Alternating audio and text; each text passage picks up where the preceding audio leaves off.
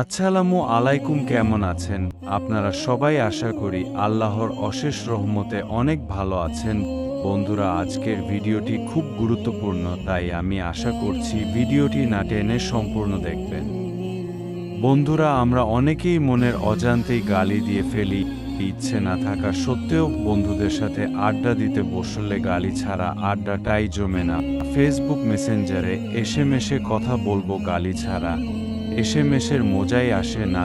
ঝগড়া করব গালি না দিলেই মনের আগুনটাই নিভে না। আসলে আমরা গালি ছাড়া কিছুই বুঝি না। আচ্ছা বন্ধুরা, আপনারা কি জানেন গালির বিষয়ে হযরত আলী রাদিয়াল্লাহু তাআলা আনহু কি বলেছেন? না জানলে সমস্যা নেই, আমি জানিয়ে দিচ্ছি। হযরত আলী রাদিয়াল্লাহু তাআলা আনহু বলেন, তুমি যে একটা গালি মজা করে বা ক্রোধে অপরকে দাও, তা থেকে তোমার কবরে একটি করে বিচ্ছু তৈরি হয়।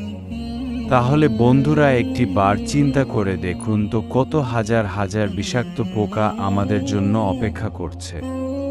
এখনও সময় আছে বন্ধুরা, তওবা করেন। দুনিয়ার সামান্য ব্যথা আমরা সহ্য করতে পারি না, কবরের আযাব কিভাবে সহ্য করব?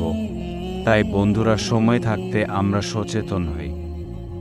ধন্যবাদ সবাইকে সম্পূর্ণ ভিডিওটি দেখার জন্য। আজকের জন্য এতটুকুই, দেখা হবে আবার নতুন কোনো ভিডিওতে। ততক্ষণ পর্যন্ত সবাই নিজের খেয়াল রাখুন, সুস্থ থাকুন। আল্লাহ হাফেজ। আসসালামু আলাইকুম।